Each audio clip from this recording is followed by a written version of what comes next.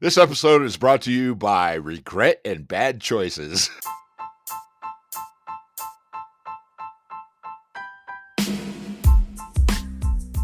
Are you ready? Starting now? Well, now you just messed it up, you knob. God, you know that the shit that we go through for this, huh? I know. Fuckers better appreciate it. When we started, we were just like, yeah, we're just going to do this, man. You know, shoot our wad into the wind and see what happens. What's the title of this podcast again? I don't know. I don't know. Something with a penis, I guess. Right.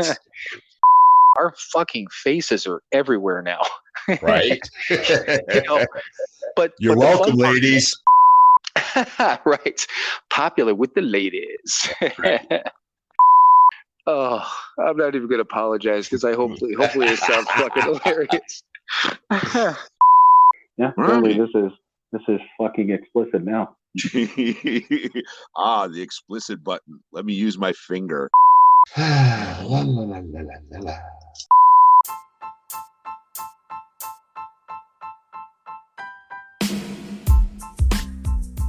It is time for another episode of Sober, Not Mature. And that episode starts now.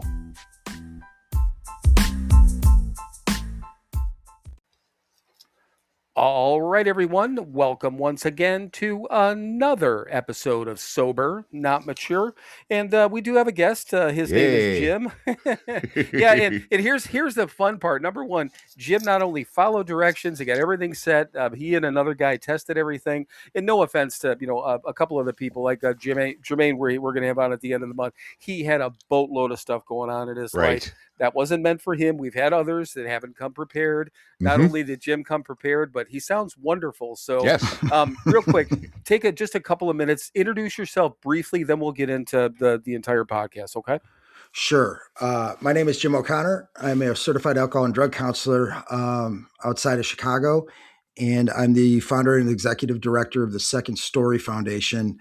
And we just bought what we're calling the Second Story Ranch, a 68-acre working horse farm out in Crete, Illinois. That's the site of a workforce development program and a future recovery home and jobs program for men who are suffering from not just severe substance use disorder, but really a lack of resources, housing instability, unemployment, disconnection from community.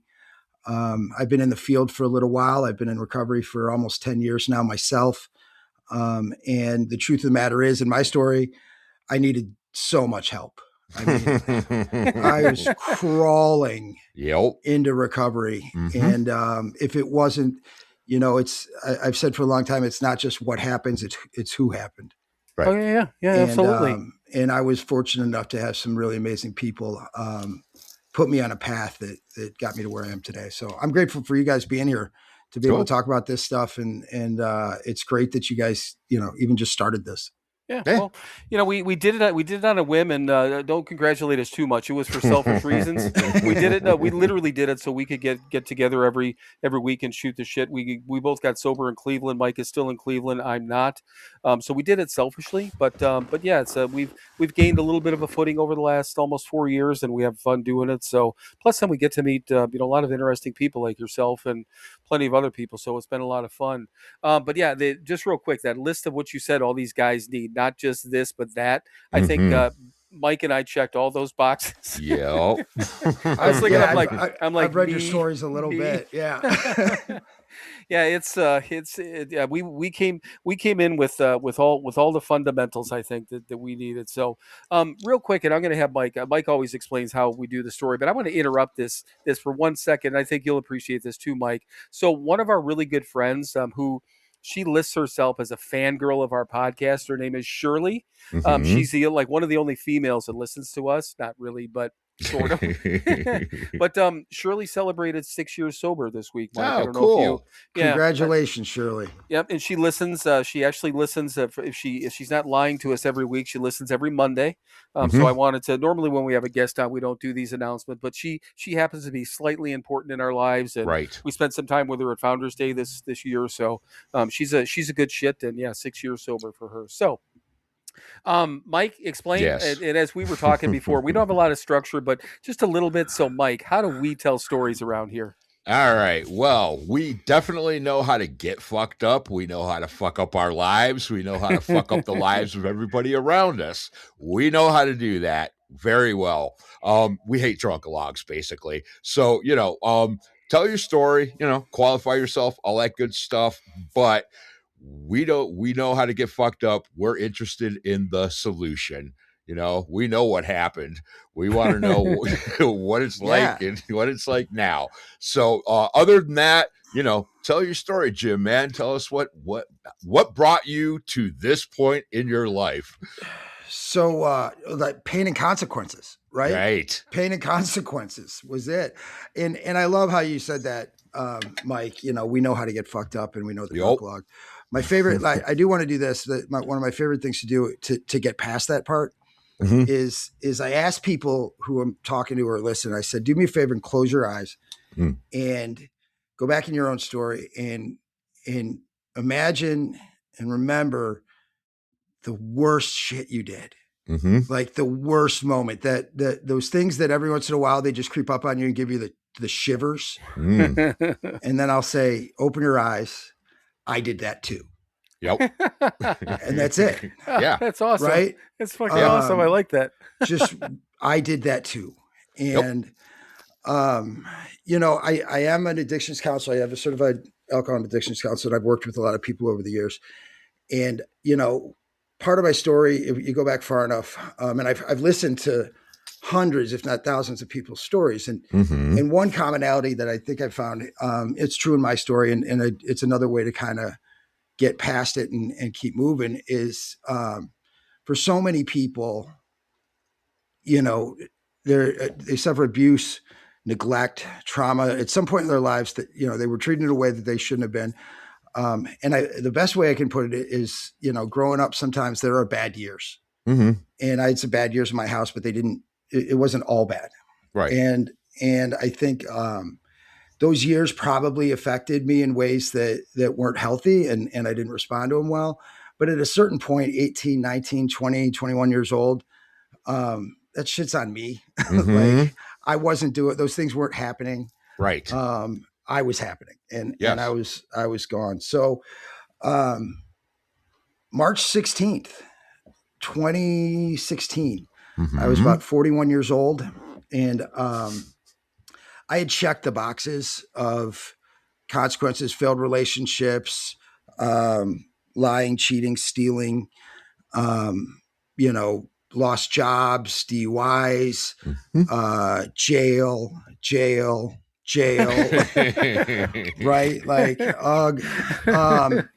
and when I think about things like when I talk about the pain and consequences, jail's a really good example, but a DUI, a legal case, losing a job.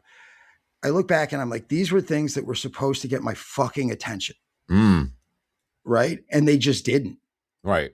And I had a great professor in an addictions class say, there's some sort of disease component to this because for alcoholics and addicts, things that for other people would be catastrophic consequences just don't get our attention. We just brush off and keep going. Yeah. Right. It's like the description of the heavy drinker in the Big Book, right? Given sufficient reason, they can stop on their own. We had plenty of fucking sufficient reasons and we could not stop on our own. Right? Like Christ. Cook County Jail is, I hear they serve a wicked pepper steak. It's horrible. No, they call it sweat meat. That's a Blues Brothers line. It's sweat meat. So March 16, 2016, I had experienced homelessness in California. scraped my way out of it, barely conned my way really.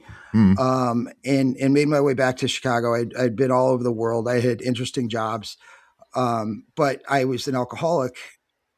And when I look at the arc of my life, no matter what interesting job I had, no matter where I lived in the world, no matter who I was dating, I was always doomed. I was never going to do anything but sink to the bottom as long as I was drinking. And I didn't really understand that. And on the morning of March 16th, I found myself absolutely broke. Was thrown out of the shithole motel I was staying in Wheeling, Illinois, and no one to call, no IDs, a garbage bag with some clothes in it, like one shoelace. And it's 10 in the morning and I'm standing across the street from a liquor store and I'm thinking, I can go in there and I can just steal a bottle of vodka. I'm going to grab it and I'm going to walk right out. And that guy behind the counter, it's 10 a.m. He's not expecting this. Like, he's not going to hop over the counter and I'll just walk out. And if he does, and I go, maybe he'll call the cops. And then the conversation in my head starts and it says, well, the cops will show up. And I'm like, I'm pretty fast. I'll be under a bridge drinking it before they find me. Right. And then the voice in my head says, yeah, but you'll have to do it again tomorrow. Right. And I thought, oh, fuck. And then I thought, who can I call? All right. And I thought of a guy in a wealthy lawyer who was a really wonderful person, who I thought might take pity on me. And then the voice in my head said, if I gave you $500, it'd be gone in a week. If I gave you $5,000, it'd be gone in a month. And if I gave you $50,000 right now, it would be gone in a year. And you would be standing across the street from a liquor store trying to steal a bottle of vodka. Yep. Right. And at that moment, I knew it was totally over. Yeah, there's your fucking moment of clarity. Right. And right. So, but in my story at that moment, that did not mean like, let's go get sober. Not even close. Right. And it was a total come to God moment, and everything in my life had kind of started flashing before me. And a few of the things that got me and still get me to this day that I keep real close to me. There's the homelessness, the loss of jobs, the no money, nowhere to live, no family, lost friends. But one thing that kind of hit me really hard was recognizing that over the course of my life, I loved people and they loved me. And I still set everything on fire. I set all of it on fire. And so what scared me about that was knowing that regardless of my good, deep intentions, I was dangerous. I was a fucking fire. All right. And that hurt, knowing that I was just crushing everybody I loved. And that it wasn't for a lack of people. It wasn't for a lack of care. I drank until there was nothing left. All right. And so that was the day of March 16th. And I waited till around midnight and, I climbed to the top of a swing set at a park and I pulled the chain up and wrapped it twice around my neck and I threw myself off the crossbar. Yeah, that was my way out. I thought that was absolutely the right thing to do. I thought that'd end it. I thought, everybody, and I knew it. I literally went through it in my head. I said, everyone will say, what a fucking asshole, what a coward, what a waste. And I said, but they'll get over it and move on. And it'll be the last thing I did that ever hurt anybody. Right. And so I threw myself off the crossbar and I hit the deck. It just spun out and I was on it was not even a cry for help. It was just poor engineering. Yeah, right. Couldn't even do that right. It was a shitty knot. And it was, I look back and it was, top 3 worst things I ever did in my life. But I was empty at that point. Right. And exhausted, didn't have another shot in me. And I will say till I die under a power that was not my own. I got up and I walked in about 1 a.m. I walked 2 miles into the Wheeling, Illinois police station. I walked right in there and I said, "My name is Jim O'Connor. I think I have a warrant out for my arrest, and I just tried to hang myself." And Hey, nice to meet you. Right? When you talk about surrender, I was like, Yeah. I literally surrendered. Right. Yeah, literally. And the funny thing was, when I walked in and I was standing there, that the exact sentence, "My name is Jim O'Connor. I think I have a warrant out for my arrest, and I just tried to hang myself." It was the only thing. It was the most true thing I could say. It was everything I could tell you about myself at the moment. Mm-hmm. There was not like that was it. Yeah. And to their great credit, the police at the station, they didn't hook me up on the warrant. It was for failure to appear. And I spent a few days in detox at a psych ward, and they asked me if I was an alcoholic, and I just shrugged. I'm like, whatever. Would I like to go to rehab? And I didn't have anywhere to go. Right. And my clothes were at the police station, and so I said, yeah, sure. And I don't know how it is in other states, but in Illinois, when you're uninsured, homeless, no money, no nothing, you don't really get to pick where you go. Yeah, that's pretty much everywhere. Right. So the hospital had signed me up for Medicaid, and they put me in a van and they shipped me across Chicago to the South Side. And I did a 28-day inpatient. And I still didn't have anywhere to go. And to this day, I'll say that like 28-day inpatient is so necessary for some people. It's just to get get a little bit clean and catch your breath. Yeah. And maybe make a new choice. Right. And so they said, "Where are you going to go?" I said, I don't have any options. And so they pointed at some halfway houses. And they mentioned a recovery program outside of Chicago that was it was a community center, church program, but they had a farm. They had horses on the farm, and you worked for room and board. It was 12-step based. And I said, the funny thing was, they said it was a 6 to 9 month program. And my first thought was, I don't fucking have 9 months. Right? I got to get a job, dude. Yeah, I got to get a place to live. I got to get back at it. We got shit to do. Yeah, we said the same. Both of us said the same thing. I was gonna hang out for, what did I say, like 2 months, couple of months, 30 days, whatever. Right. And then Mike, same thing though. You committed though. Mike committed to the whole thing. But the majority of people that we know are the same thing. It's like fucking 9 months. Man, I got moves to make, man. I can't do this. Right? Like, do you know what I know I'm in trouble. I'm going to get it all taken care of too. That's the great thing, right? I'm going to get back at it, and I'm going to fix everything. Right. And then that same voice that was in my head on the last day I drank, said, "No one is waiting for you." Right. Word for word. I'm telling you, word for word was in my head. No one is waiting for you. Yeah. And so I thought, all right, screw it. And I went to this program, and there were so many good people. We had to go to 4 meetings a week. I got up every day at 7, made my bed, and then went to work on a farm. Right. And the first job is they drop you off at a horse barn, and they give you a shovel, and that's it. I saw that one coming. Yep. Right. And I'm like, so I am digging out literally and figuratively. Yeah. But it was grounding. It was outdoor. It was working with horses. It was completely different. I'd spent, when I think of jails, institutions, rehab, psych wards, I just think of cinder block walls, fluorescent lights. Right. Like just locked down, just walls closing in on you. So to have a place in a program where I was outdoors, on a really special property, and then people that gave me a job. Like I'd be the first one to tell you I was unemployable. If you gave me a job, I would have worked a few weeks, and the first paycheck, I'd be drunk. Right. I mean, I actually thought, like, if I were to be honest, I'd walk into a job interview and first words out of my mouth should be, "Don't hire me." Right. I'm a terrible idea. I'm a cautionary tale. You right? Don't wanna, like you don't want any part of me. This could go a number of ways, right? Like I'll None show of them, up. Yeah, none of them are any good. Right? I will show up on time, but I cannot tell you how it's going to end. Right. So quick question, sure. just to kind of stop with the Sure. place that you were at, that farm. Were these recovery people that were at the farm, or were you just going to somebody's farm and working on it, or how did that work? So it was an interesting situation.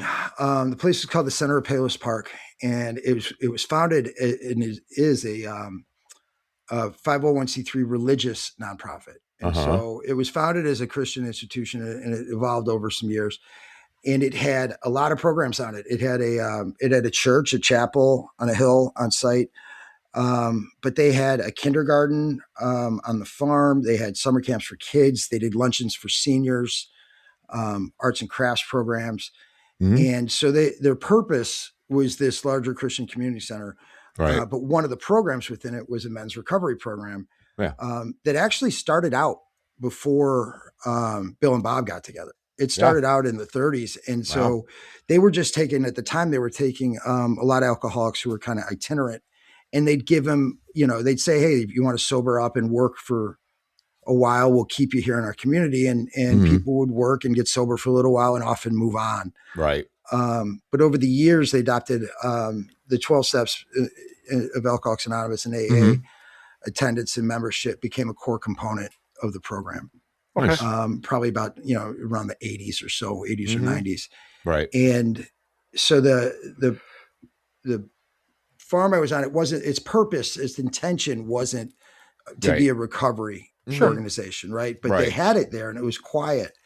And it was kind of like, many people, the place had been there it's been there 80, 90 years. And there are people that lived in the community for 50, 60 years and didn't know there was a men's recovery program there. Well, that's a good thing.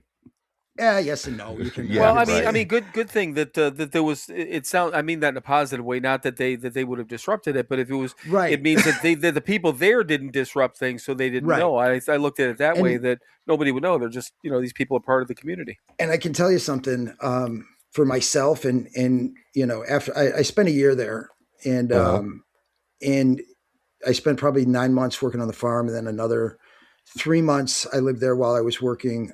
We call it on the outside, right? Like we were all locked up, but we was working a paid full-time job. And then I transitioned out into an apartment of my own. And I stayed close to the program, and later I directed it.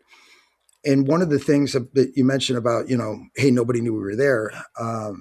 We worked alongside kids, we worked alongside volunteers in the community and people that came for, our pumpkin fest and, weekend concerts, and to be integrated into the community, right. Without the stigma, without, this giant A, tattooed on your forehead. It meant a lot, right. Just to be, and to be of service. Sure. Just to be able to, we were helping kids onto horses and horseback riding and, carrying people's pumpkins to their cars and little things like that, meant the world. And it gave me and the men that were in the program, time to get our legs back, time to kind of develop the difference between want and need. Right.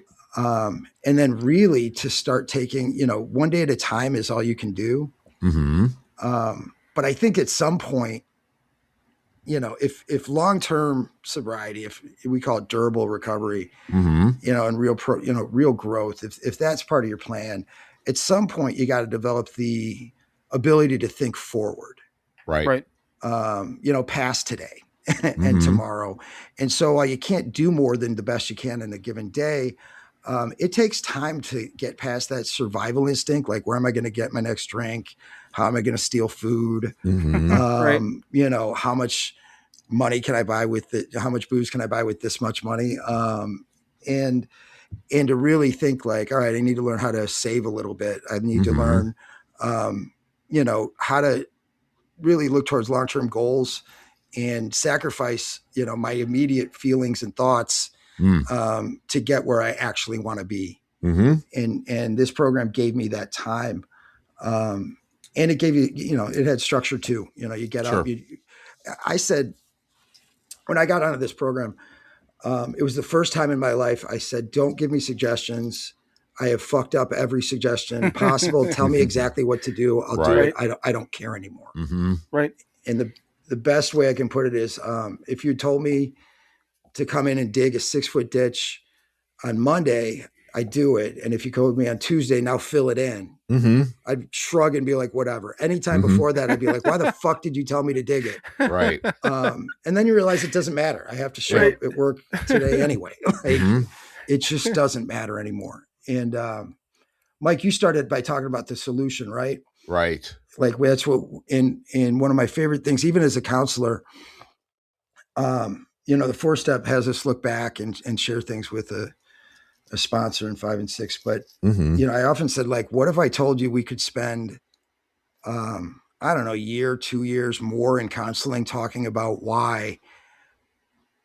What if I told you that whether we figure that out or not, what you have to do next is the same? Right. Right. Right. Yeah, like absolutely. we could figure it out. We could unravel this whole thing. And when we get to the end, what you have to do is exactly the same thing. So we can go through those motions if you want, or we can get to it. Yeah, exactly. Exactly. I mean, we've talked about it on here, muddying the water. I mean, right now the water's clear. Yes, we could go dig down and get the water all murky again, but why? It's cleared out. Let's just fucking keep doing what we're doing. Yeah, absolutely. Yeah, we have the our little motto for the Second Story Ranch, and when I was directing guys, is you get up, you make your bed in the morning, and then it's boots on, let's go. Yeah, right. Like that's just it. Like we can't, sit on the end of the bed with our head in our hands, wondering if I'm going to go to work or not today. Like you got to be like, let's go. Yeah. And once you start that and you just get it in motion, if you've got the supports you need, if you have, at least the minimum resources you need, it just gets easy. I think the line was, things don't get easier, we get stronger. Yeah, exactly. Yeah. We start working that muscle, and the more we work it, the stronger it gets. And absolutely. Yeah. Right. And Jim, you mentioned a couple of things, and the first one was about the one day at a time thing, and that was a really difficult thing for me because I was always I was an unrealistic dreamer. I had a lot of dreams and never did anything about it. I was that everything you read in the books. I was the barstool dreamer in the barstool, a dream maker, whatever it was. All the things I was going to do happened on a barstool, not literally, but same concept. And when you first get sober and it's the one day at a time, and I understood that, and you're living that. We were in a sober living facility and around safe places and all those sort of things. But like you said, when you get into outside work and whatever, making that transition between realizing that I can live one day at a time, but I also can make goals. I can talk about my future. It's okay. It's not against the rules for me to make a plan for next week or next month or next year. I just can't focus on everything. I need to live in the moment and build my life based on what I can do today. But of course, I've got to have goals. Of course, I got to look forward. But then what you just said now is sitting on the end of the bed. I wonder if you're going to work and wonder what your future is going to look like and whatever. I love that. Make your bed, fucking boots on the ground and get to work, But then the other thing, and you mentioned it, early, and then you kind of capped it off a few minutes ago, and Mike was talking about the muddying of the waters. And, neither one of us have anything against therapy.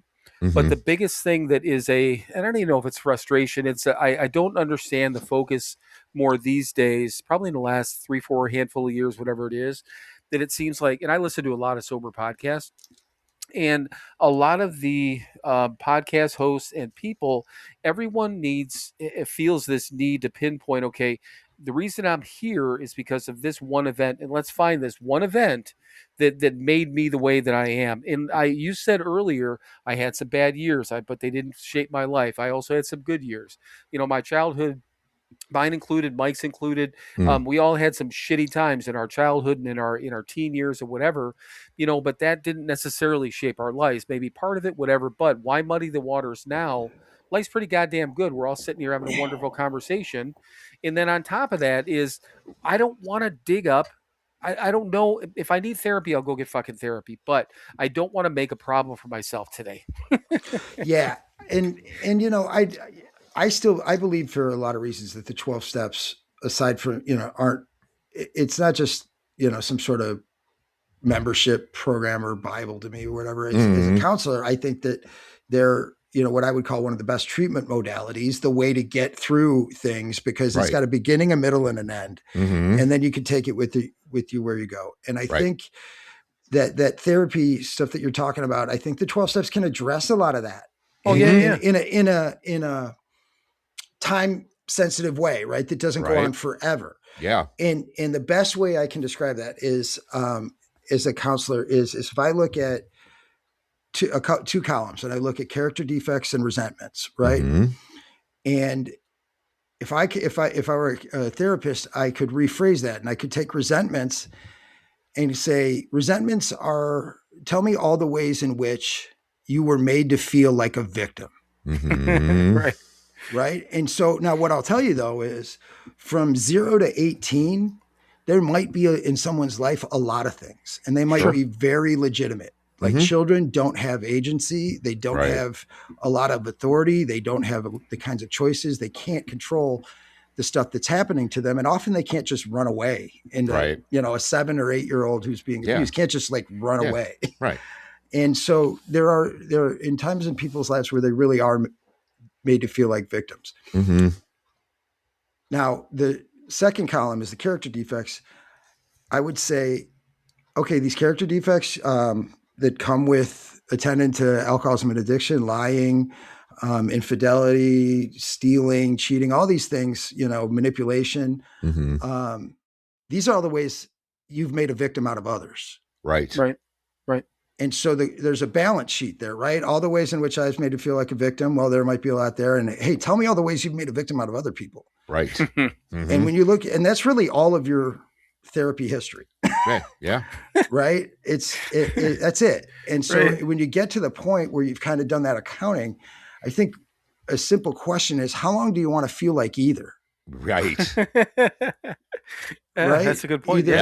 How long do you want to continue to be made to feel like a victim? And how long do you want to make a victim out of others? Yeah. And that's it. There's a moment where that's the boots on, let's go moment in therapy. Right. And it's when, you draw a personal line in the sand and say, yeah, that was before. And that's the thing that sobriety, I think, one of the most wonderful things in the greatest gift, I think, of all that sobriety has given me is I have a date line in the sand of my life that says, there was me up to this date. And ever since that date, I've been different. Yes. Right. And so, I often, people talk about, I need to forgive myself. I need this. There's all kinds of things that I won't always get into. But when it comes to that date line in the sand and therapy, with recovery, and sobriety, I can say, I don't know that I can live with who I was because of who I am today. Right. Oh God. Yeah. Right. Okay. Right. And there's I went to therapy for years, and I always thought that by sitting with a therapist, and this is pre-sobriety, right? That we would talk, and I would talk, and then he would say things, and this, like, what was inside me was, imagine like a giant twisted ball of yarn, and that through this process, the thread was just going to get pulled on and it would all come out straight, and I would be okay. And I could go back to the bar. Right. That would be that's what therapy was supposed to do. Right. Sure. Yeah. And I did a lot of therapy and came to realize like that was never going to happen. Especially as long as I was drinking. Like there's just no world in which things are ever okay as long as I drink or use. There's just, it's an impossibility. Yep. So, I mean, that's, a lot of therapists work. I know a lot of really good therapists. I know really good ones. And behind the scenes, they will talk and they will know I'm working with this client who drinks and does drugs and keeps coming to therapy, and it's never going to get better. Right. Like we'll talk and, they hope to get them to the point where, where they lay it down. But, until you get, make a decision to change, all the therapy in the world isn't really going to do much. Mm-hmm. Well, and I don't remember where I heard this. And remind me, Mike, once I say it, if it's something that either we talked to somebody about, I don't remember where I heard it. I know I didn't make this up, or that's the only thing I ever fucking know. Right. Is it? Somebody had said that the things that happen to you, and you talked about Jim, a child not being able to make decisions and all those certain things, certain traumas. There are certain things that happen to you to a certain point in your life that happened to you that you had no way to stop. Those things happened and you had no say in it whatsoever. But there also comes a point in your life when those things are your responsibility. So those things in the past were not your fault, but fixing them is your responsibility. Mm-hmm. And I don't remember where I heard that. Does that sound familiar, Mike? No. Yeah. Okay. I mean, Okay. I agree with it, but it doesn't sound familiar. I might have seen it on a goddamn TV show for all I know. I know all this stuff mixes in my head, or somebody might have said it on these audio. Who knows? But I'm like, God, I like that. That makes sense. I want to be sensitive to this. I worked with a lot of people who have what are called high adverse childhood experiences. Well, sure. And there's a questionnaire. It's only 10 questions. And there are questions like, was there mental health issues in the house? Were you abused? Were you sexually abused? Were you neglected? Were you ever hungry? Did anyone in your household go to prison? Was there, violence or, all these things that point to like growing up in a really unsafe environment. Right. Sure. And those experiences have lasting impacts on people. Right. But one of the big issues is that people take those forward and without consciously knowing it sometimes, but, or meaning to, they're recreating those things, those hurts, those wrongs in the victimhood and making victims out of others. They do it over and over and over again. It's this repeated cycle. Mm-hmm. And I think, I've said a lot that, there's in getting sober and wanting to make a change, there's an awful lot of responsibility. Yes. And one of the biggest ones to me is all those things that weren't your fault and all those things that you couldn't control and all those things that hurt. I am so sorry for, and they should have never happened. Right. However, now right? So it's, what are you going to do with that knowledge now? And so before, and you guys know, like when I was in active alcoholism, I'm not making a lot of, there's so many things that were going on, the reality that was hidden to me. I wasn't making good conscious decisions on all the best information. It was whatever was filtered through a $10 bottle of vodka and all my worst thoughts and feelings. Right. But when I got sober and I had some people kind of point some things out, I was like, all right, now the knowledge is my responsibility to do something about. And now that I know, if I continue to go do those things and continue to make a mess of things, there's no one left to blame. Right. Like, that's on me now. Like, absolutely. And so that's, I've worked with lots of guys who have backgrounds that are deeply disturbing and unbelievably tragic, really. And the best of, like, the guys that are doing so well, to a person said, I had to stop seeing myself as a victim. Right. I had to stop that. Yeah. And when they saw themselves as a survivor and somebody who wanted to move on, and one of the best ways I remember saying to a guy who had one of those histories, I said, this is awful, but let me ask you, how long do you want to be dominated by it? Right. Right. Because you right now are dominated. Right. By the first, a few years that happened between, 7 and 17, and now you're 40. Right. Right. How's that working out? Yeah, exactly. And I mean, it's, again, a couple things, first of all, sit right here, look around. Is it happening right now? Okay, 100%. Yeah, right. And I mean, one of the hugest gifts of this program is the freedom it gives us. And the freedom that we have comes from taking 100% responsibility for our fucking lives. That's where the freedom comes from. I am responsible for everything good and bad in my life. And that's the freedom. Nothing has dominion over me anymore. Not the substances, not people, places, and things. Me, I am responsible. If I'm having a fucking bad day, that's my fault. If I'm having a great day, that's my fault. Well, and in in my experience, one of the gifts as well, though, is recognizing that, like, I mean, really, before you come to the program or program of sobriety and recovery and growth, I think that, and it happens so often in our society, like, people think that who they are is a collection of their immediate thoughts and feelings. And if that's a dangerous fuck yeah way to live, right.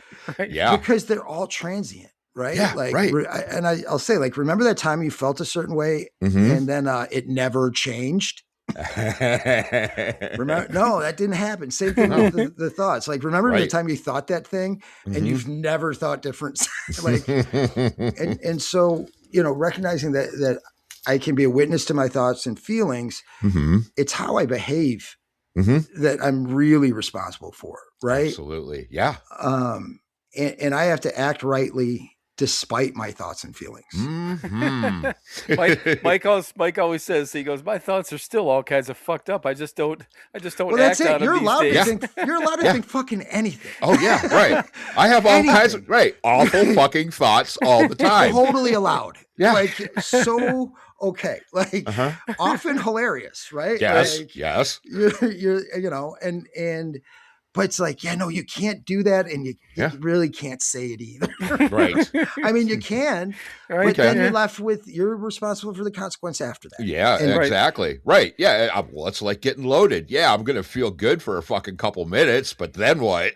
Well, and that, that's the thing that I think is an issue. It's a huge issue for everybody in active addiction and to recognize in sobriety.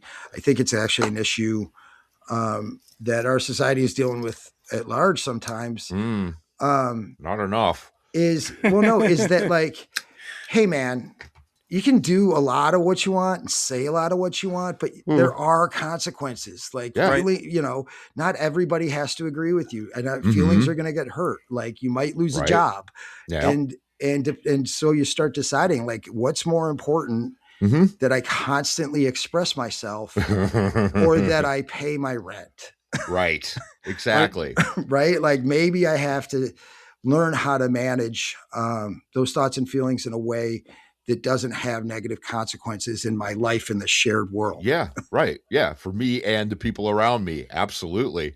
Yeah. Right. I had a friend a long time ago. She called it gratuitous honesty. Right. Yeah. Right. And I mean, it's, and a great quote that I learned in sobriety was, honesty without compassion is cruelty. Yeah. Yeah. Right. So, yes, it's a program of honesty, blah, blah, blah, blah, blah. Yeah. I can be fucking real honest all the time. Yeah. Where's that going to get me? Nowhere. It's, hurt feelings. I can't point out how stupid you are.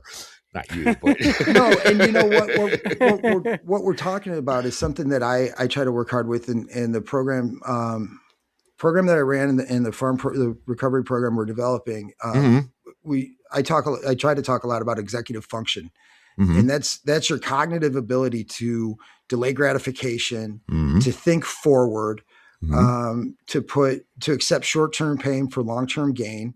Well. And to think through those consequences about who's going to get hurt, not just immediate consequence, but a second or third or fourth tier effect, and what are unintended consequences possibly. Yeah. And Bill, you were talking about the one day at a time versus having goals and planning. And I think it takes time, to come out of, I mean, in active addiction, it's so selfish. It's so self-centered. The short-term thinking, just what I was saying, right? Like, hey man, this is a 6-month program where everybody's going to give you everything you need, a job, a place to live, friends, the program, counseling. And you're like, yeah, I don't think I have that kind of time. Right. That's a lack of executive function. That's my inability to, like, know what's best for me too. And one day at a time is, I'll talk about in those first months, especially, like, going to bed at night and you can't sleep because when you close your eyes, a movie montage of all the worst shit that you ever did, never happened, is just rolling through your mind. Right. And my answer to that early on was, did I do everything I can today? Right. And that's it. Right. But when you start making plans, right, and you decide like, okay, I got to think through these things, making low risk decisions. And that low risk is like, you know, if in baseball terms, I'd say like, you know, you come out you're a week sober, or, you know, you get out of a 28-day program and you need to hit a bunch of home runs. Yeah.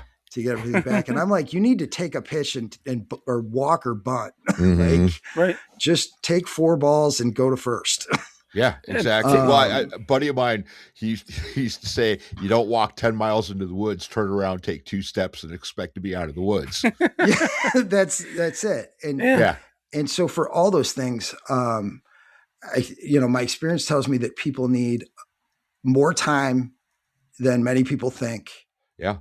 Even the person themselves, it takes longer. Oh yeah. And they need more direction, which means, you know, close or constant contact with other people. Mm-hmm. And some, you know, when I talk about a higher power, some sense that like, this isn't, you know, we're all alive. Life is sacred. I'm another like, if I believe your life is sacred, I would never tell you to go fucking kill yourself. Right. Go hurt yourself. Why is it okay for me to do that? Yes. It's not. Mm-hmm. And it's not because I'm special. It's because I'm part of. Yeah. Right. And part of something bigger than yourself. And learning that takes time and connection. You can't do that on your own. Mm-hmm. Well, and, you know, back to the planning thing too. And like you said, you know, obviously it takes time. And both Mike and I are coming up we're rounding the corner on 16 years. And wow, that's great. To this point, still, there's some I would consider relatively major decisions I've made over the last couple of years, and one of them was to, you know, start traveling. I wanted to travel around and you know, live in Airbnb properties while I worked and this and that. And you know, I sat down with I talked to Mike, I talked to my sister, I talked to my kids, I talked to my ex-wife, who I get along with now. Because at the time, my son was, you know, he's 25, but I mean, you know, still I was around in the area. I'm like, this is what I want to do. Is it fucking nuts, or is this okay if I can afford it? You know, but I want to make sure that, you know, I was trying to look at the whole thing. I'm like, you know, part of it, I want to be there because this responsibility things we have, or these feelings that I have, you know, you fuck over all these people over all these years, and now you're there all the time, anytime people need you. Is it okay for me to have some time to myself? Not really, but sort of. You know, but I sat down and everyone's like, yeah, that's cool. It sounds like a great idea. And then, you know, we're talking about our sister and I are talking about doing this other business venture. And, you know, she and I talked, and we talked to Mike about it. And I mean, this is one of those things that I don't make these major decisions, even to this day, on my own, because I think I'm making the right decision, but sometimes I need to get it out of my head, make sure I thought through everything. Because two things: I respect the people in my life. That's number one. But I don't want to fuck it up, you know. I mean, before it's like whatever, you know. You roll the goddamn dice, and if it works out, it works out. You know, well, that was part of the fun, right? Like, right? Yeah, I mean, yeah. I stayed at the bar every night because I'm like, I don't know what'll happen. Like, this could be, right. You know, like if I just went home at closing time and that's all that happened, I'd be like, yeah, it wasn't that great. Like, I mean, you're wanting something to kick off. Mm-hmm. Yeah. So, Bill, let me ask you something. You talked about you're rolling around 16 years, and now you asked about that time. When I hear you say that, I'm part of what I hear, at least, you know, that connects to my story, is it was years before I felt confident that I could do something like that. Like, you know, yeah, you can travel around. Yeah, you'll be like, you know, if I'm your friend or somebody, be like, dude, you'll be fine. Like, right. This podcast is great. You can call in from anywhere. There's meetings all over the country. Mm-hmm. Like, you'll be great. Like, go ahead. But yeah, I also hear that it's not trepidation, but, you know, you're always a little like, hey, I'm not doing, like, I want to do this. I think I'm good. It should be fine. Mm-hmm. But I just don't want anybody to have it. There be any backlash, right? Like, oh yeah. You know, and if people aren't okay with it, I can put it off. Well, and here's the thing. If people had an issue with it, I want to hear what the problem is, and do I have an explanation for it? Do I have a way to explain? No, I understand where you're coming from, but it's this. And then does that change their mind, or am I still completely fucked up? And Mike is usually the first person I'll go to with any sort of life decisions. I mean, our sister, she's a huge supporter of, anyone in recovery and all those sort of things. And so she's that secondary thing. But there's something about talking to somebody, especially Mike and I. We've known each other literally almost from day one, from when we got sober. So two things. I know that he will shoot me straight. He will tell me if I'm wrong. He will tell me if there's a hole, or there's some sort of piercing in whatever armor I'm building up, or he may offer a suggestion to say, this is cool, but make sure you do this. Something either I didn't think about, or I'm like, oh yeah, I didn't mention that, but of course I'm going to do this. And I still, at this point, I put too much goddamn time, burn too many calories, right, Mike? Right. To get to this point in my life, I don't want to. Granted, I'm still one of my character defects is still being a people pleaser. I know it. It's a thing. I try really hard. I didn't have that, but I still do. And I know where it comes from, and it's a childhood thing with our mom and all those sort of things. But I recognize it. But on top of that too is just I still want to make sure that I'm making good decisions and doing something, because I haven't always made the right decisions in recovery. I'm not perfect, God damn it, Oh, and yeah. I want to make sure I'm on that right path. So yeah, that you're right. A little bit of trepidation and a little bit of am I? Absolutely, 100%. I still need that validation, right, wrong, or indifferent. I want the support and I want the validation to make sure that my life is still in the right direction. Yeah, Absolutely. I have the same. I have a lot of the same people, and almost to a man.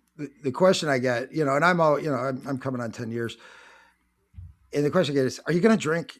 And I'm like, "No," and they're like, "Then you're fine." Like that's it, Yeah, right? Like, and it's mostly like it's not that you can't do other things wrong, but it's that if you don't drink, my people, like, they're not really concerned whether I'm going to like fuck up a business venture or whatever. They're like, maybe not, whatever. Right. They're like, but are you going to drink? And I'm like, Right. no. They're like, then you're going to be fine.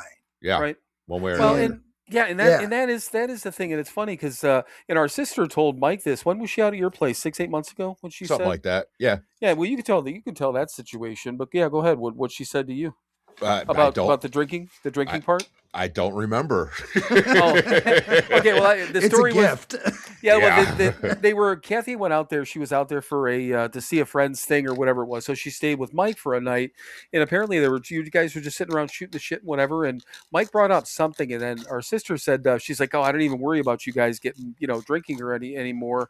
And Mike's first thought was, because you were like, "Ooh, don't tell me that," but then that was a Right. comforting thing for you, right? Realizing that we don't put that burden on people anymore. Right. Exactly. Yeah. Yeah. My first thought was, fucking don't tell me that, because I'll take advantage of it. Right. But again, that comes back to the thoughts and the feelings and all that stuff. Yes. My first thought was, don't tell me that, I will take advantage of you. But then, I realized exactly what it meant. Yes. And it was wonderful. She fucking doesn't worry about me. She trusts me. Oh my God. Somebody trusts me. But that comes from all of the work that I've put in, all those calories that I've burned. Right. Yeah. And Yeah. the thing of it is and I've done a lot of traveling over the last year and a half, and I've gotten to do more in the last year and a half than I've done my entire adult life, as far as places that I've seen and things that I've done. I enjoy hiking, and so I That's do a lot great. of trails or whatever. But the thing of it is, and I've told Mike about this a number of times on here when we've been talking about it. Well, in two things, even sober, even at I'd say your place in sobriety, Jim, a handful of almost 5, 6 years ago, when I was at 10 years, I don't know that I was in the right mindset to do what I'm doing now. I don't know if I was in the right mindset, to do a lot of things I'm doing today, whether things I did at 8 years, was I cool at 6 years? Things I did at 10, or at 12, was I good at 10? You know what I mean? So all these things got to the point, my kids are at the right point, and, everyone's got their lives settled. That's the other good thing. We've got good, solid people in our lives, so I don't have to fucking worry and babysit these people in our lives. I got good kids with good heads on their shoulders. If they need me, I can be there, but I don't have to babysit them, Yeah. But the whole point there is just all these things in general. It's comforting, to have that in, and especially with whether it's the travel or not. I have any day of the week, regardless of where I am, how many people I am, I can say I'm going out to the grocery store and I've got the time, I've got the opportunity, I've got the money. I just don't have the desire to drink today. That's it. I have the ability every fucking day, and I can sneak out of. I don't even have to sneak out of the house. Right. I don't have to sneak out of any fucking place, But the thing of it is, when I'm out traveling, I could be in the middle of fucking Arkansas and sucking down a bottle of whiskey on the porch of a goddamn cabin, and nobody's gonna fucking know, but I will. And then Mike and I talk about, okay, so and he usually laughs at me about this because I'm like, what if I can hold it together for a handful of days? Okay, so here I got to tell you guys this. Yeah, and then come back to my sister's house and I'll be fine just to go on a binge for 5 days. That ain't gonna happen. I got to tell you guys this. So I worked like I was a philosophy major, English major, and a philosophy minor in college. So I have all these esoteric thinking tricks I do. And in early sobriety, I was trying to figure out how I could get away with drinking like down the road. Sure. Sure. Right. I definitely didn't want to. I couldn't afford to. But I'm like, all right, maybe one day. And the two thought experiments that got me, the first one was, well, I could drink and probably definitely no one would know if I just went out to a bar this weekend. I could make an excuse and I'd just go back to work and no one would know. And so the next thought was, the next thing is I have one or two choices: either tell everyone or start the lie. There is not another option. Yeah. Right. Like I'm either lying to someone or I'm telling everyone. Right. And and both of them sounded awful. Like, yeah, exactly. I don't want to do either one of those. One of those things. All right. So I took it further, and I was like, so I traveled the world, in Southeast Asia. I lived in West Africa, Ireland, Europe, all over for years, and as a drunk. And I remember I was like, well, what if all right, so my wife, what if I outlive her? My sponsor dies. He's older than me, so I lost him, and I just kind of people faded away, and I just kind of retired to the coast of Ireland, and I could just be this 80-year-old dude sitting drinking in a pub, and it'd be fine. And the voice in my head said, "You sick fuck." For your fantasy to come true, everyone you love in your life has to die. Right. Like that, I'll never forget. You sick fuck, everyone has to die. For your fucking dream to come true. And what's funny is that as you were going through this, I could see the flaws in it, but that never crossed my mind. Even though you just explained that never crossed my mind that, oh yeah, everyone in my life's got to fucking die for me to be sitting in a pub like that. Right? Like that's the only way it works without me hurting everyone or lying. Right. Yeah, and I'm sure any normal person is probably going, well, Jesus Christ, your wife's dead, your sponsor's dead, and this person's dead. Any normal person's thinking that part of it, and I'm like, yeah, could you get away with it? Because you're sitting in a pub. I'm thinking all this stuff sounds right. Like it's kind of working out a little bit. Sure. Except for the part where everyone has to go. Everyone's got to die, and that's really just it, right? So. In my life today, I have no desire to drink. It's been lifted. I'm not gonna, but by the grace of God and doing what I do daily. But yeah, I don't want to tell everyone I love I drank, and I don't want to lie. And it comes down to those are the only two options. Right. Well, why don't we do this? I mean, talking about obviously you just mentioned what you do today, and this seems. What do you think, Mike? Is quick break? Yeah. Absolutely. Yes, we will take a quick break and we will come back and find out exactly what Jim is doing today right after these words from our sponsors. Hey, Mike, I have a question for you. All right, I may have an answer for you. So if you're one of our fine listeners and you wanted to know a little bit more about the podcast, more than just listening to us ramble, where would you go as a listener? What do you think you'd do? I believe you would go to SoberNotMature.com. Ding, ding.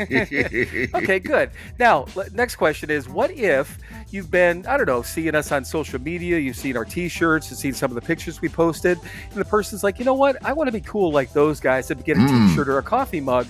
Where would they go for that? I know this is a tougher question, but where would they go for that one?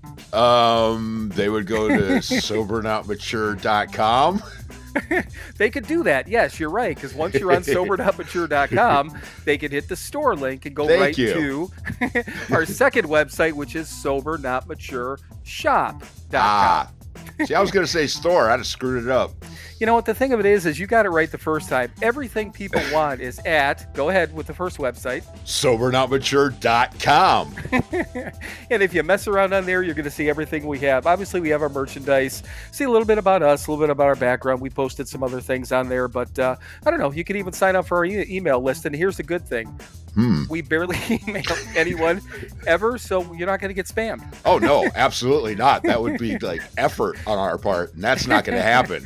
Right. I have never used our mailing list yet. I may at some point, but that would take structure and discipline, which I don't think either one of us have, do we? I know I don't. All right. So just to wrap up here, to visit our main website and get to everything that is us, where would they go, Mike? SoberNotMature.com. Visit that today, right? Right. Okay, I think we're done. Are you done? I'm done. Bye. Bye.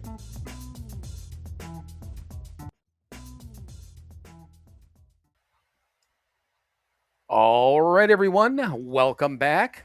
And okay, so we were just having such a great time here. I know. Talking that, it's funny, we, and again, we don't have a lot of structure. I know we said that to begin with, kind of off before we started recording, but, usually we're pretty close, especially when it's Mike and I, or even when we have a guest, there's usually a comfortable place around 40 to 45 minutes to, to kind of cut it. But I mean, I don't know. I think I was enjoying the fuck out of myself, and I'm like, I'm not going to interrupt this story for that. But so, and we can talk more about, just whatever the fuck we want to begin with. But two things. I wrote down program launch. We want to be able to talk about that because Ryan says we have to. But no, I mean, we wanted to anyhow. Obviously, we want to talk about whatever you're doing. But so tell us where you're at today as far as what are you doing, what are you building. Tell us about it. So, God is amazing in this program. I've said for years to a lot of people, and it turns out to be true. Everything is true for others is true for me, right? I'm not unique. And that some of the greatest things that I've seen in my own life and in other people's in recovery and sobriety, it's not what they could engineer. It's what emerges, right? Like it's just following the path and stuff happens. And I've got a couple of friends who will say, like, if you just keep at this, things will get better than you would have imagined they could be. Right. And in 2020, at the end of 2023, I was doing clinical hours at Halfway House, a really great place. Shout out to Guild House in Blue Island, Illinois, a great halfway house. And the board of directors that I worked with for the Second Story Foundation, it's a nonprofit that I helped found for men who are struggling with, they're actually entering recovery. They're working, but they came in with so little resources that it's just, they needed help. And so we founded the Second Story Foundation, and we bought a house in foreclosure in Alsip, Illinois, with money from an angel donor. And we remodeled the house and we put 4 guys in it. And instead of putting 12 guys in, 4 bedrooms, we just put 4. Right. And we're a nonprofit. We're not trying to make any money off this. And we want to give guys the dignity and the chance to rebuild their lives and get a rental history. And that went really well. We did another in 2024. And I was asked if I could start a men's recovery program, a longer term one for scratch. And I said, get me a horse farm and I'll think about it. And I did not think that would happen.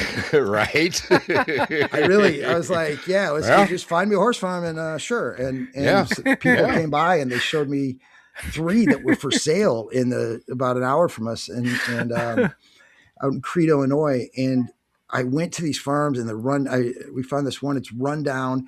It's a harness racing training facility. It's got a 5/8 mile racetrack on it. We're like, what do we know about racing? We're like, nothing. Right. We're good with horses. We know about hard work. And it turns out the place was being run by, some people that weren't really running it well. And I said, well, we won't do worse than they will. Right. So, and sometimes that's it, right? You don't. That's hell yeah. You don't have to be faster than a bear. You just have to be faster than the other guy. Yep. Right. And so we put a good plan together, and we got, again, a lot of help. Some really amazing organizations and people, and we bought a 68 acre horse farm. Nice. We've got 70 horses boarded there right now. And when I was asked, like, well, why a horse farm? A lot of people thought, equine therapy. And I'm like, that's ancillary. It's part of it. It's neat.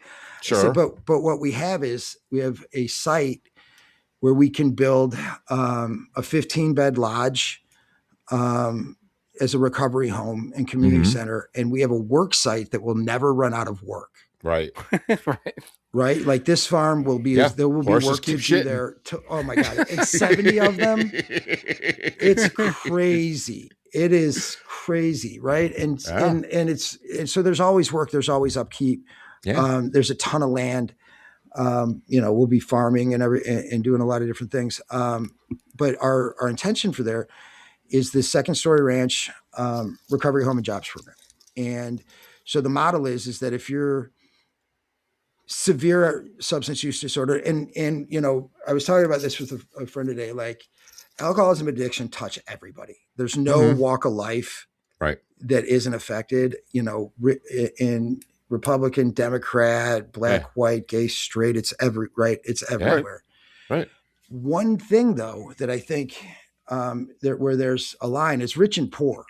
And I don't know where you guys sit, in your experiences with yourselves and others, but if you have a lot of resources, and I mean money, family, jobs, if you have a home, like recovery is a little different, right? Like it's still hard. There's no easy way. But if I have a job, if I go into a 28-day inpatient program because for any reason, right? Either either the wife made me, the courts or whatever, and I have resources, I can come out and reorient my life, get in the rooms, find a sponsor, and set on a path, get up and go to work every day. Right. But so many people, and I was one of them, had nothing, nothing at the end. And so, and no one to call, there's no options. And so for people, when we say who are Medicaid eligible or uninsured, that's another way of saying like, near functional poverty. And for people who, are unemployed chronically, and who really struggle, they'll apply to our recovery home program, and we're going to give them free housing, counseling, case management, peer support immersion, 12-step immersion, and a job on our farm. On day one. And the program is broken into 2 phases. In the first phase, you work on the farm in horse care, land management, agriculture, maintenance. And we have, community building activities there, and it's open-ended because I don't know how long it's going to take Mike to heal. I don't know how long it's going to take Bill to bounce back. Right. Now my experience tells me it's not forever, that if you're doing what you're supposed to, there's kind of a natural growth arc. Right. And, in running a program with this model that we developed, with the help of others before us, I've seen that at about the 6 to 9 month mark of having structured work, community immersion, where you're working alongside guys who are going through the same things you are, where you're allowed to make mistakes that might get you fired on a straight job. Right. And that we can redirect in real time and say, hey, was that really, how you want to go about this? And kind of, get people reoriented quickly. And it's a quick behavioral learning experience. At about the 6 to 9 month mark, people are like, I'm ready to go back to work and get at it. And we'll be like, all right, let's help you with that. And so guys will go get straight jobs, and they'll still live with us rent free, while they're building a bank to start and a credit history. And we're working on financial planning and kind of how do you manage the work life stressors when you're not working, when nobody else cares whether or not you're sober. Right. You're going to go onto a job and a blue collar work site. They do not give a fuck, maybe. And it's not their fault. Like they're not required to give a fuck that you're having a bad day. Right. And that takes time. And if we can, and we help with that, and eventually we'll help everyone transition to a lease, to an independent lease on their own. you know, with a good paying job and Right. a way forward. Yeah. And yeah, you know, I've had the experience of working in this model before, and my problem with it is that I got to see men with that kind of time, structure, work direction, and community immersion really go. I mean, we're talking going from homelessness, you know, guys who were living under a bridge on the west side of Chicago, right, to good paying jobs and full union members, you know, in the operators, engineers union, and roofers, plumbers with futures, in a matter of about 18 months. And it's not, you know, they all look back and think, oh my God, you know, you start out saying, oh, it's work. It's, you know, it's so hard. And every guy that's been through the program has said that was the shortest time I ever had. Yeah. I can't believe it's over. Yeah. And the amount of change is so dramatic that for me, I just didn't want, you know, doing it a different way seems silly. Right. So we could offer it. And so we're on a capital campaign. We've got a huge project. And, you know, thankfully in Illinois, we have the opioid settlement funds that are coming in from pharmacies and drug companies who have settled after the Sackler family and Purdue Pharma lost their lawsuit. And Illinois has actually approved money for capital construction. Nice. And we're really looking to prioritize recovery homes. So we're in a pretty good spot there. Cool. What we're announcing today, I was told to announce it. This spring, we've got a great community in Will County, Illinois, and in Joliet in particular. We're connected with the Recovery Community Center of Joliet and who are in a number of recovery homes in Joliet proper. And we figured that there's conservatively 500 people cycling through Joliet area recovery homes by themselves. Now, Joliet's a mid to small size city in Chicago. I've been Chicago. There. Right. And that's 500 people a year that are coming out of 28-day inpatient programs and going into recovery homes.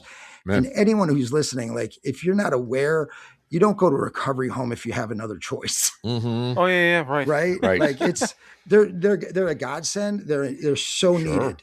They're so needed. But it's, you know, you don't go in there on a winning streak.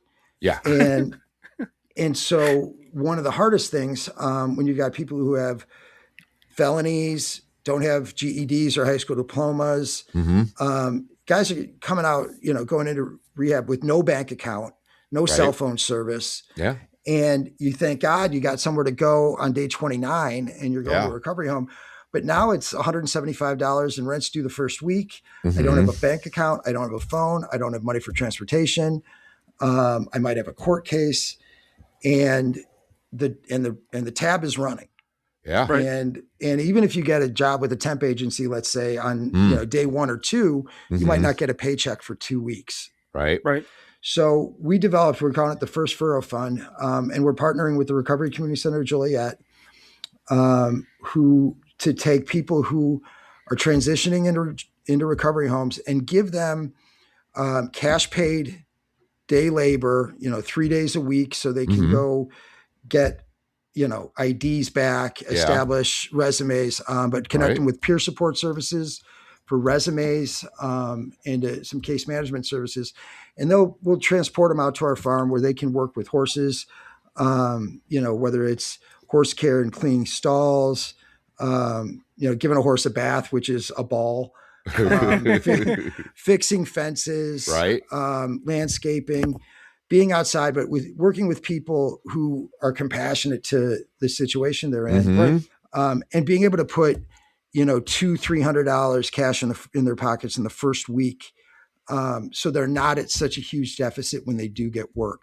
Yeah. Right. And at the same time, connecting them to a larger recovery community. And so we're looking to start that program March 15th. And, you know, we're putting the message out anywhere. We're looking for 1,000 people to give $100. Yeah. And $100 is a full day's pay for somebody coming out of a 28-day inpatient program. And, you know, I was in there and Yeah.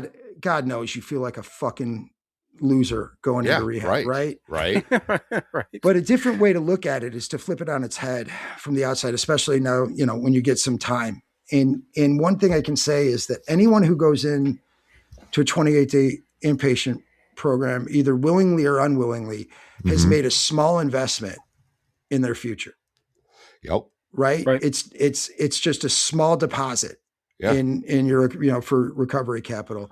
And so if we can help people take that moment and bridge that to start talking it and having the, you know, the longer conversation about, hey, maybe you can stick with this. Maybe there's a future in this. Because I think so many people relapse early and fall out because it's so hard that they look around and they're like, this isn't fucking worth it. I can't see any gains. Yeah. Right. Right. Yeah. I'm just as fucked as I was. Yeah. Right. Before. 28 days ago. Yeah, exactly. Right. And the answer is yes, you are. Yeah. Right. Of course. But we're here to help. Right. Yes. There are people that, and rather than a handout completely, we can say, come on out to the farm, work a day with us. We've got plenty of work for you to do. Yeah. You'll leave with $100. You can work, you know, up to 3 days a week, you know, for the first 2 weeks. And then we're going to help you get a full-time job. You'll be transitioned into there. If you're willing to work, you know, out on our farm for 6 days in the first 2 weeks after rehab, you are going to get a job. I promise. Yeah. Right. Right. Right. And so it's about taking that moment and saying, hey, congratulations, you're out of rehab, boots on, let's go. REI Co-op knows when you're up at 4:30 a.m. on a Saturday for a long run and you're actually excited, not everyone gets it, but we do. At REI, we're here for people who get outside. Gear up for your next run in-store or at rei.com. Yeah. Yeah. So real quick, and let's stop. I just want to stop at one thing real quick. So the 1,000 people, $100. Have you guys put together any sort of promotional, like something that we could post on Instagram or anything like that? So do you know if Ryan has that or anything? Yeah, Ryan has that. So Ryan has commandeered the website bootsonletsgo.com. Cool. Okay. That was his idea. We have our website is secondstoryfoundation.org. But if you go to bootsonletsgo.com, it'll take you right to our website where you can donate through PayPal. And you know, we're starting a campaign to get those 1,000 people, $100, and any amount is great. But I shared with Ryan, I remember, you know, it's so funny when I remember giving $100 out early in recovery. You're like, I have it, not really, but I remember that guy when I really didn't have it. Right. Right. And it meant a lot to me to be able to give, and some of the things that we try to do with the Second Story Foundation are things that I've been seeing people do in the rooms, recovery rooms for a long time informally. Sure. Right. You know, some things we do, you know, if a guy needs a car, right. We might say, hey, we can organize a little fundraiser because we're a nonprofit and loan you $2,000 or $3,000. You can pay it back at $100 a month. When you can't get credit for a car loan. Right. And so these are things that you've seen people do for many years, but when you have a 501c3 and a nonprofit and you say, hey, we can get organized about this and we can really help more people. Right. But our workforce development program for people coming out of recovery homes is going to be really transformative. We actually started it in the fall. I had a guy that was working for me and that I was working with in recovery. He was staying in a recovery home and he said, Jimmy, I got a guy who needs help. You know, he needs to work and we had plenty of work to do. He wanted help. Sure. He wanted someone to help him. Right. And I said, I don't know, man. I'm like, all right, I think I can give him $100 if he wants to come out for it. And he did. And he did a great job and he wanted to come back another day. And then there was another guy and another guy and another guy. And I said, oh my God. And when I talked to the recovery home operators, they said, Jimmy, we could send you workers forever. And so we haven't heard of any other program like it. Right. And for those people like you guys who have been through it and really came in with nothing, I can't overstate, how much it means to get that kind of help. Oh, absolutely. That kind of trust and be put back to work, especially right away. And so, I mean, imagine being given a job. You didn't have to do a job application. You didn't have to go through an interview. It doesn't matter if you have a felony. We don't care if you have a GED. Are you willing to come out to the farm and are you willing to put in a day's work? Right. I mean, it was very similar. The place we went through, the Keating Center. I mean, Marty, when we'd halfway, we go 3/4, and there was like this period, looking for work, looking for women, LTF, right? It was the joke. But yeah, I mean, Marty would, people would go to the director, Marty, and say, hey, I've got a day's work for one of your guys, and he'd send us out, you know? Yeah. I mean, it was, again, very informal and all that, but that happened in the place we went through. I did it several times. It's happening all over, right? Yeah, right. He would just, this guy needs help moving stuff, or this guy needs help painting a room today. Go out there and help him do it. And yeah, like you said, you get $100, whatever the fuck. And yeah, it was the transition thing. Absolutely. But you're doing it formally, which is fantastic. Well, that's it. Is instead of waiting for some guy and having it on ad hoc, we can say, we're here. We're here for you. Let's go. And I think one of the great things about recovery for the people that I've known that to see it work really well for all of us. I mean, again, it's that rich-poor divide. I got sober at 41.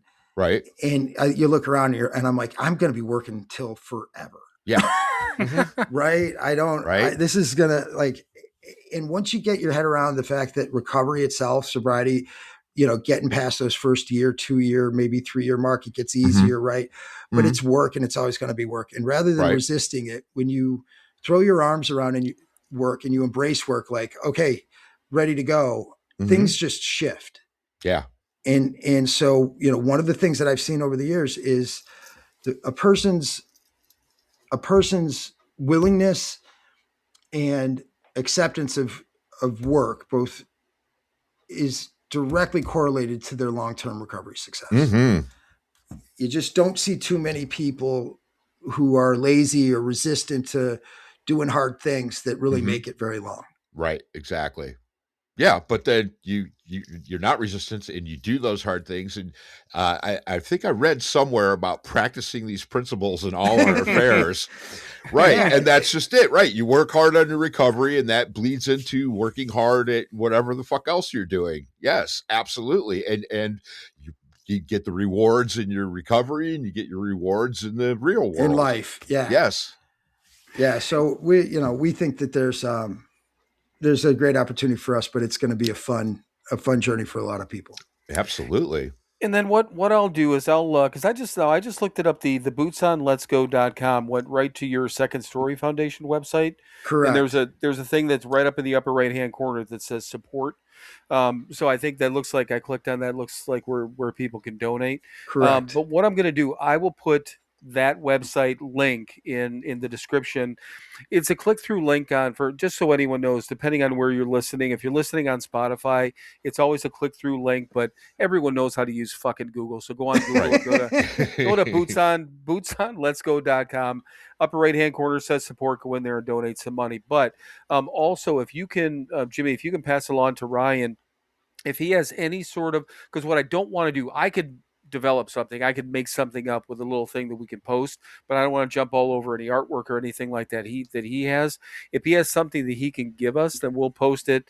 We'll post the living shit out of it on Instagram. It goes on Facebook.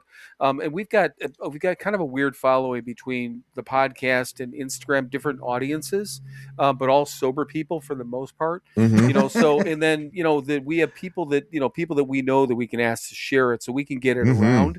We got plenty of people, but however it can help, we're more than willing to do it. But I would rather use whatever, I'm sure probably from Ryan's standpoint, a uniform front on some of these things. If he's got anything that he can email to me, we'll put it together and we'll post it up on Instagram. Okay? That's spectacular. Yeah. I'm grateful for you guys. You guys are know awesome what? to talk to. it's a great thing that you're doing. Yeah, 'Cause absolutely. Two things. First of all, when obviously knowing what because I did, I checked out your website and all that stuff obviously before we talked to you, so I understood the ranch theme and all these different things and whatever. So you're talking about your whole farm days, and I'm like, well, I see where this shit's coming from now, So I kind of saw the lead into it. And then that cracked me up when you're like, yeah, find me a horse farm and I'll do it, and they did. Hey, be careful what you wish for, right? But the concept is really cool. And then on top of that, being a nonprofit and getting the funding and getting all these opportunities, what a wonderful thing. I mean, we were involved, like Mike just said, I mean, we were involved in a wonderful organization and they still are. Right. You guys are doing the same thing, just at a different level and with a different coat of paint. It's not really good, bad, or indifferent or any different in that way. It's the same concept of we were taught how to live. I got sober at 41. Mike was 43. Yep. We were adults on paper, but didn't know how to live. I mean, our everything on paper said we were adults, but Right. we weren't really. So we've had that opportunity that we had, like you said, Jimmy, is having people around you that just good people doing good things and showing you, working with people, having people there that basically, in the the buzzword these days, that gave you grace long enough for you to get to the point to get your shit together and get your feet back under you. It's wonderful. It's there are moments. One of the things we talk about in the men's long-term recovery program, the farm-based program, is it's a deal, right? Right. And the deal is we will give you every resource you need to succeed. The deal is we need your effort, your time, and your attention. Yep. Right. And the deal never changes. As long as you're giving that, your effort, your time, and attention, we will be there for lifelong belonging. Right. But here's the thing, the deal never changes. You never get to give up. We're never going to tell you, it's super, it's going to get easier.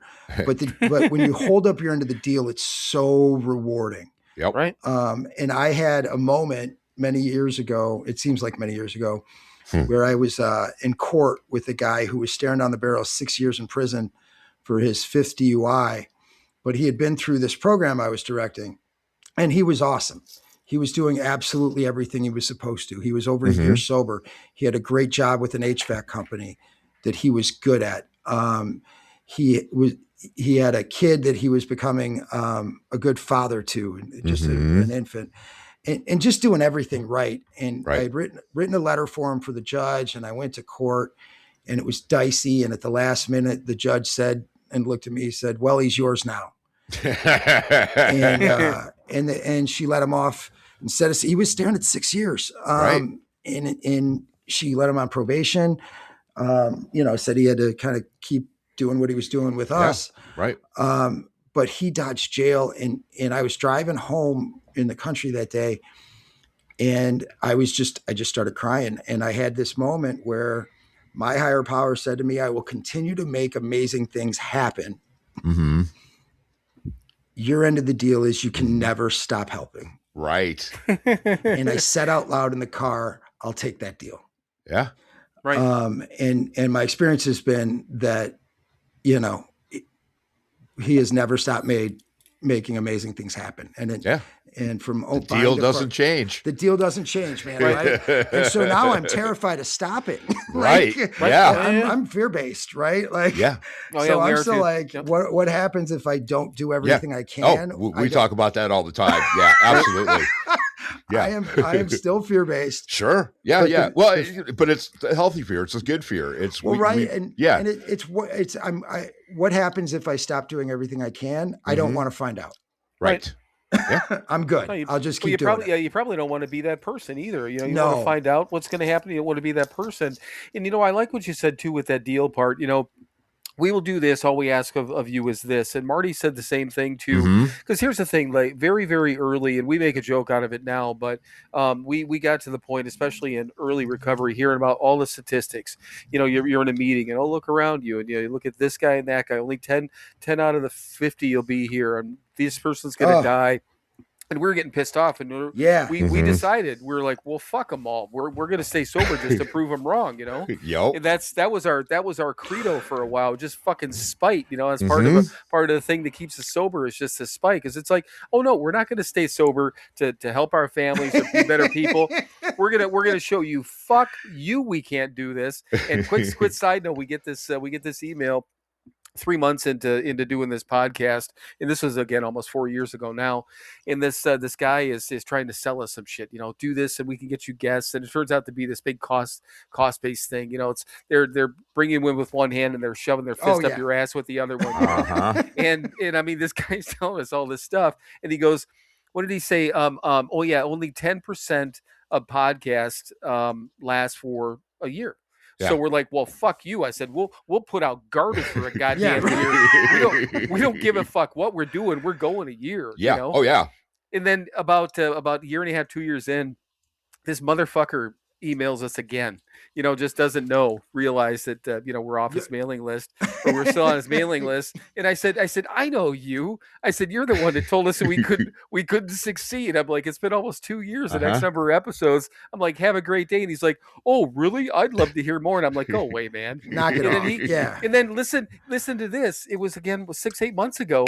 It was last fall when I was in Cleveland, Mike, when we were he fucking emailed us again. I'm like, you need to fucking go away. When are you going to stop? You know? Right. You know, it's funny. We're not. I hear exactly. I hear a lot of consultants like that. And in about 10 minutes, you figure out, okay, tell me what it is that you can do that I can't.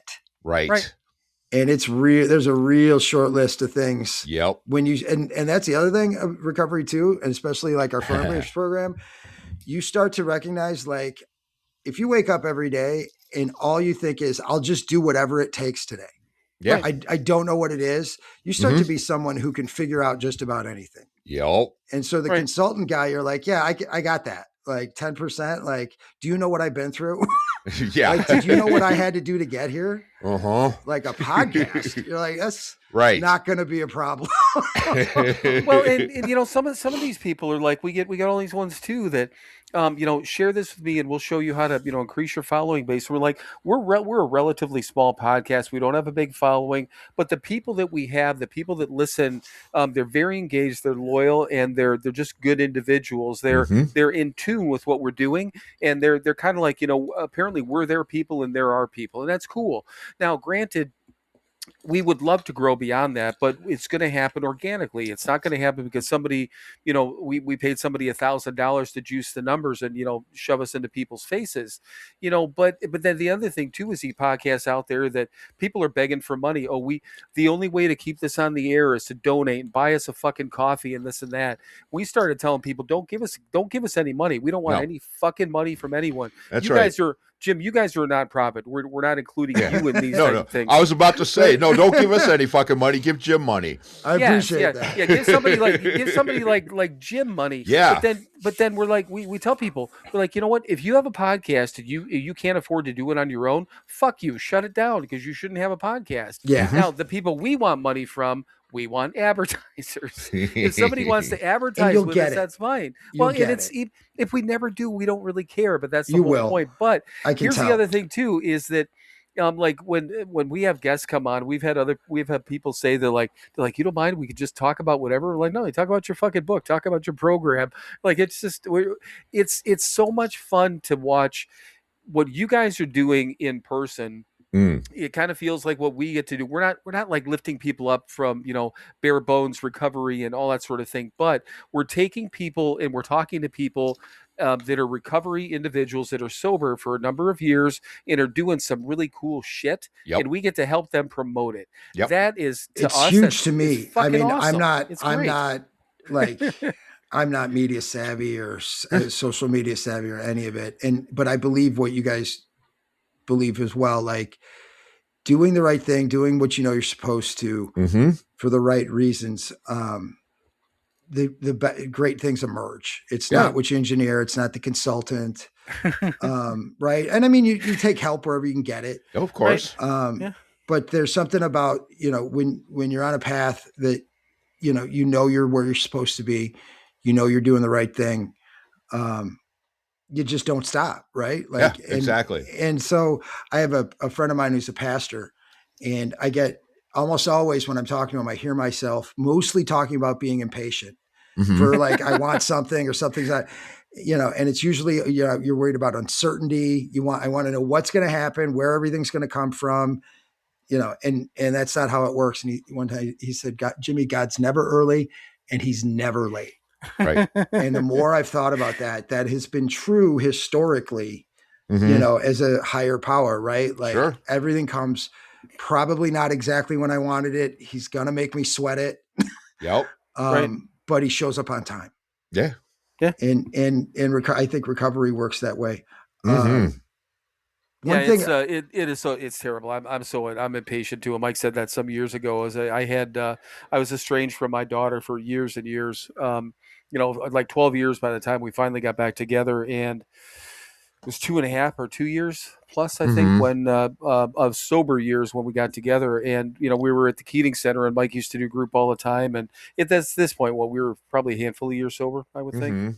Right. And Mike, he goes, tell the story. He wanted me to tell the story because he's told it before.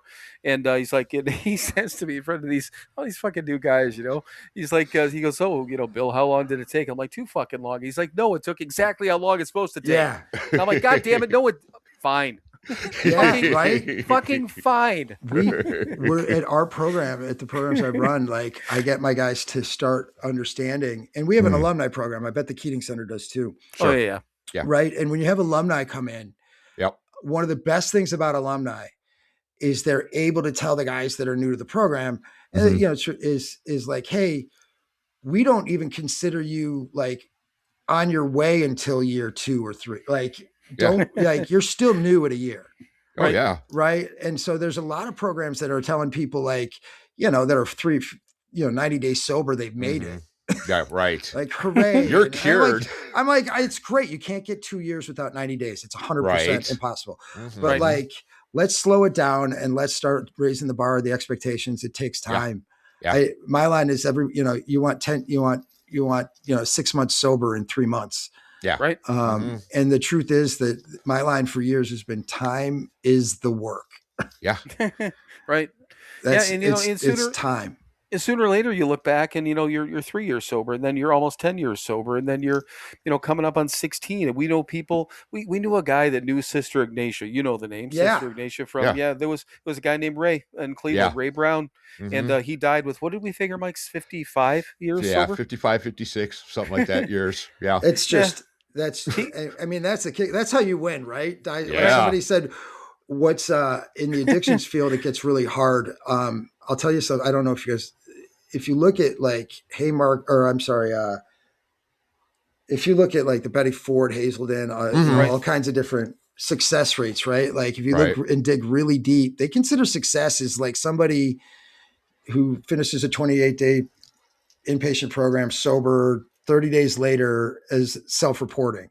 And they're like, we have a 99% success rate. I'm like, and I'm like, we don't judge that. Like we're talking in, our program talks in years.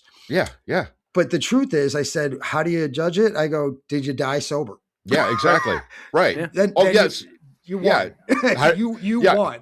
How do you graduate the program? You die sober. Die sober. Right. Give that a shot. It's the only way. And isn't that the ultimate fuck you, by the way, to the guy? That's to the guy that said everybody else will make it, like die sober. That is the ultimate F you. Absolutely. That's my plan.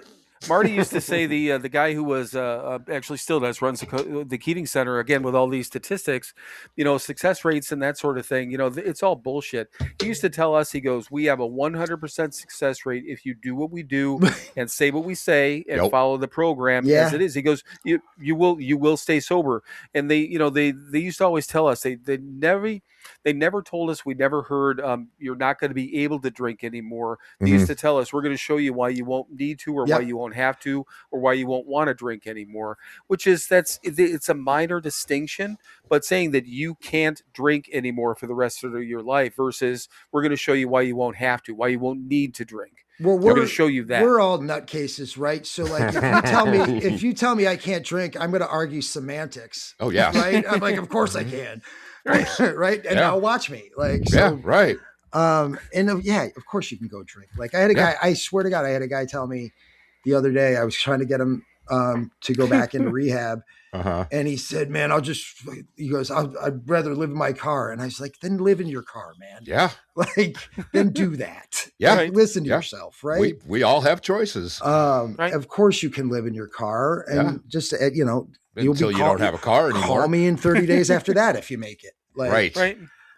Which is exactly what'll happen. Yeah. Hopefully. And no, it's great to have you guys. I mean, honestly, it's great to know that you're out there. Yeah, it's great to know that you're out there.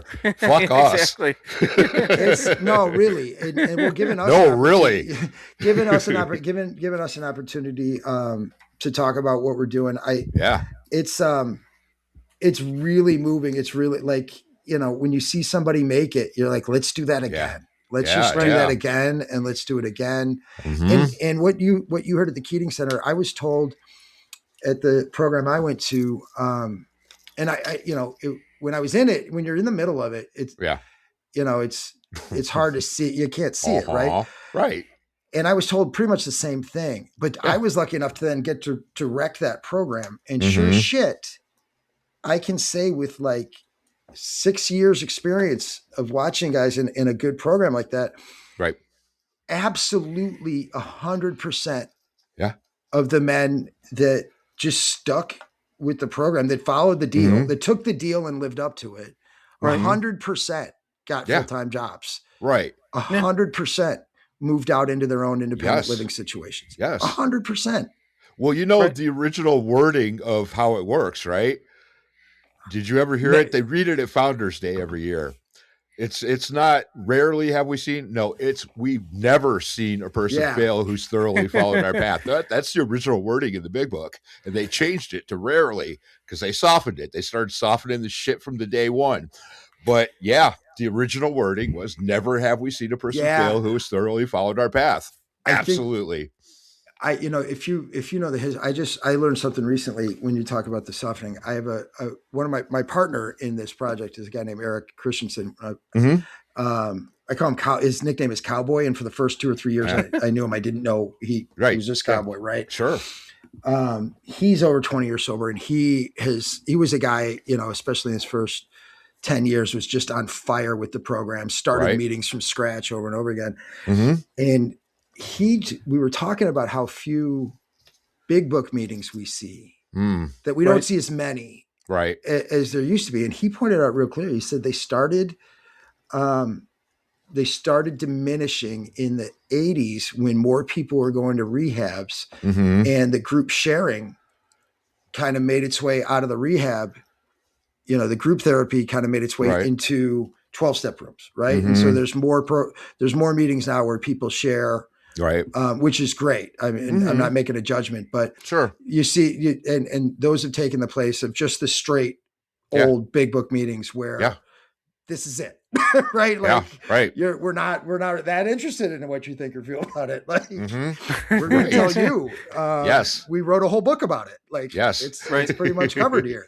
Yeah, exactly. I think that rarely probably came in to address, people with some serious mental health issues, that for whom it's difficult or may need extra help. Sure. But